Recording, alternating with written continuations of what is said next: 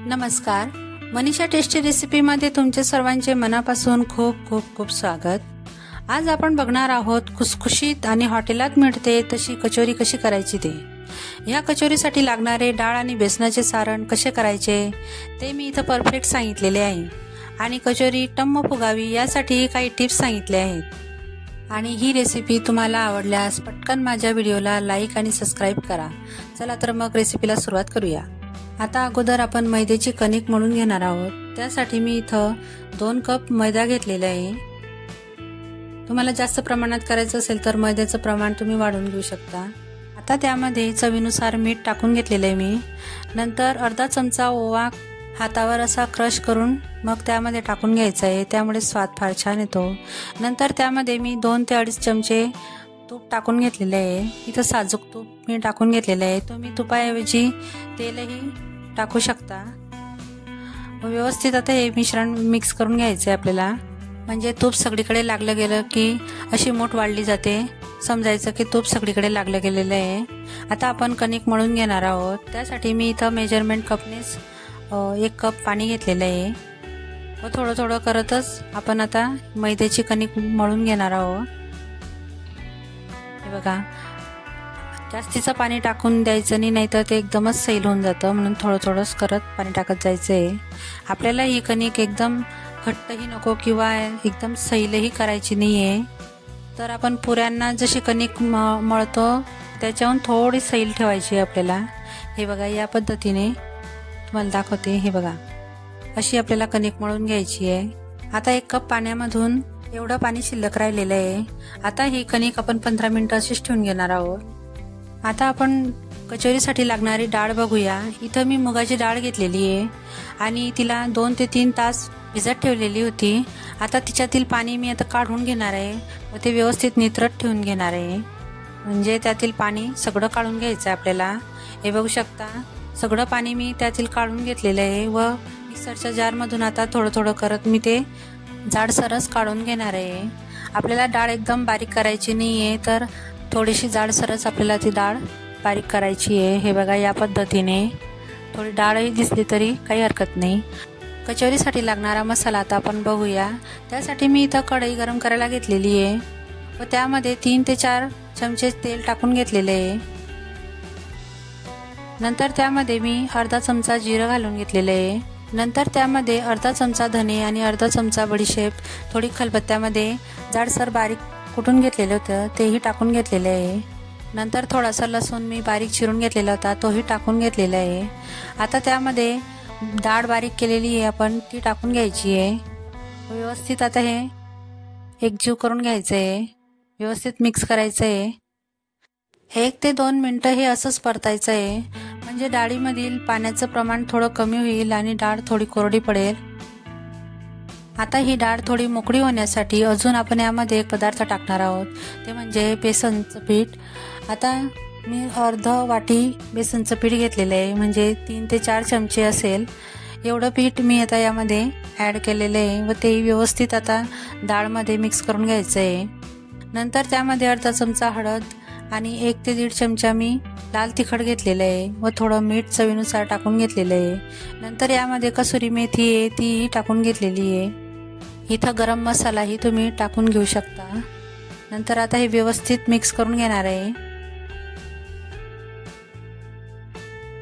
आणि जोपर्यंत ती थोडी कोरडी होत नाही तोपर्यंत आपल्याला हे मिश्रण असंच परतत राहायचं आहे। आता मला थोडं हे जास्तच कोरडं वाटत होतं, म्हणून मी यामध्ये थोडं 2-3 चमचे तेल टाकून घेतलेले आहे। पाणी अजिबात टाकायचं नाही आहे। परत थोडंसं आता हे परतून घ्यायचं आहे।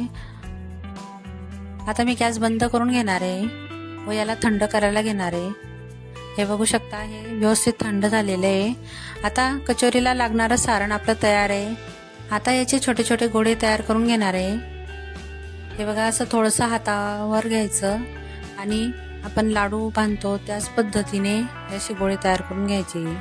जास्त घट्ट नाही दाबायचं, नाही तर व्यवस्थित कचोरी बनणार नाही आपली। आता बघू शकता, याच पद्धतीने मी सगळे गोळे तयार करून घेतलेले आहे। आता आपण मैद्याची कणिक बघूया। इथं 10 ते 15 मिनिटं झालेली व कणिकही व्यवस्थित सेट झालेली आहे। एकदम सॉफ्ट अशी आपली कणिक आहे, हे बघू शकता। आता त्याला असं लांबसर गोळा तयार करून घ्यायचा आहे व त्याचे छोटे छोटे गोळे असे तोडून घ्यायचे. तुम्हाला लहान मोठे जशा आकारामध्ये कचोरी करायची असेल त्या पद्धतीनेच हे गोळे तोडून घ्यायचे. आता मी यांना व्यवस्थित गोलाकारमध्ये करून घेणार आहे, म्हणजे कचोरी करायला व्यवस्थित कचोरी बनेल आपली. हे बघा या पद्धतीने. आता मी तुम्हाला कचोरी कशी भरायची ते दाखवते. इथं मी एक गोळा घेतलेला आहे व त्याला असा गोल गोल करत वाटीचा आकार देणार आहे व त्यामध्ये आता आपण जे डाळीचं सारण तयार केलेलं होतं तेही एक गोळा मी यामध्ये भरून घेणार आहे. आणि या पद्धतीने आता याला दोन्ही बाजूंनी असं बंद करत जायचं आणि असा वरचा भाग थोडासा उरतो तो काढून टाकायचा, नाहीतर गोळ्यावरच या पद्धतीने दाबून घ्यायचा. या पद्धतीने आता इथं मी दोन्ही हातांच्या मध्ये असा गोळा ठेवून दाबते जाईल. हे बघा, आणि थोडं तिला पसरट करत जाईल म्हणजे सारण व्यवस्थित सगळीकडे पसरतं. आता ही आपली कचोरी तयार आहे. आता मी तुम्हाला अजून दुसरा गोळा घेऊन कचोरी कशी भरायची ते दाखवते. अशी वाटी तयार करून घ्यायची व त्यामध्ये परत सारणाचा आपला एक गोळा ठेवून घ्यायचा.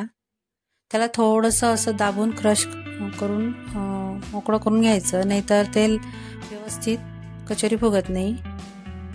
आता त्याला व्यवस्थित दोन्ही बाजूंनी दाबून असं बंद करून घ्यायचं व तळ हातांनी परत त्याला असं दाबत राहायचं आहे. हे बघा, ज्याप्रमाणे हलवाई करतात त्याच पद्धतीने मी दाखवते. असा कचोरीचा शेप देऊन घ्यायचा आहे. आता याच पद्धतीने मी सगळ्या कचोऱ्या बनवून घेणार आहे. आता कचोऱ्या आपल्या बनवून तयार आहेत आणि कचोऱ्या तळण्यासाठी इथं मी कढईमध्ये तेल गरम करायला घेतलेलं आहे.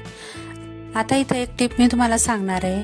तर तेल जास्त कडक गरम करायचं नाही, तर थोडंसं कोमट झालं की त्यात कचोरी तळायला घ्यायची आणि तुम्ही जेवढं तेल घेतलेलं असेल त्या अंदाजानुसारच कचोऱ्या टाकून घ्यायच्या आहे, म्हणजे कचोऱ्या तेलामध्ये बुडतील अशाच टाकायच्या आहे.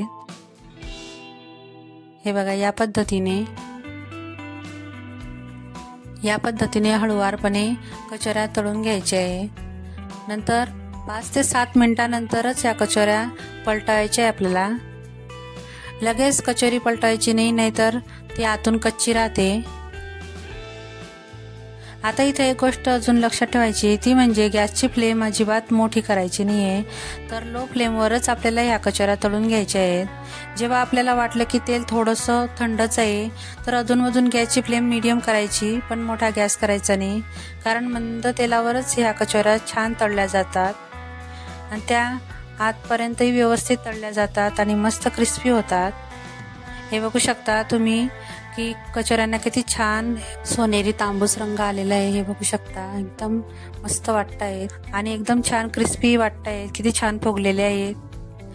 आता मला ह्या कचोऱ्या तळायला 15 मिनिटं लागलेली आहे.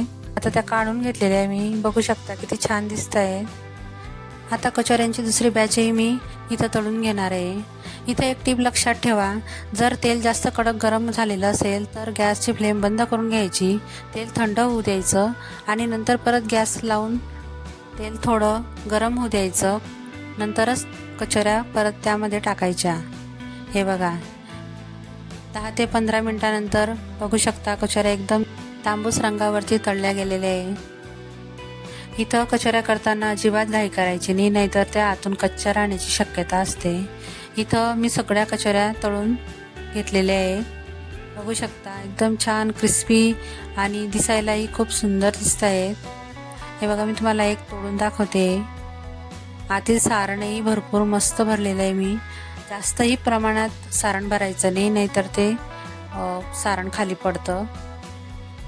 मी यासोबत चिंचेची खट्टी मिठी चटणी केलेली आहे, म्हणजे पाणीच केलेलं आहे ते. त्यासोबत ही कचोरी एकदम छान लागते. तुम्ही चटणीसोबत किंवा सॉससोबतही कचोरी खाऊ शकता. अगदी मार्केटमध्ये मिळते त्याच पद्धतीने ही कचोरी झालेली आहे आणि तुम्ही एक वेळा माझ्या टिप्स फॉलो करून ही कचोरी बनवून बघा. तुमची ही कचोरी एकदम छान आणि टेस्टी होईल.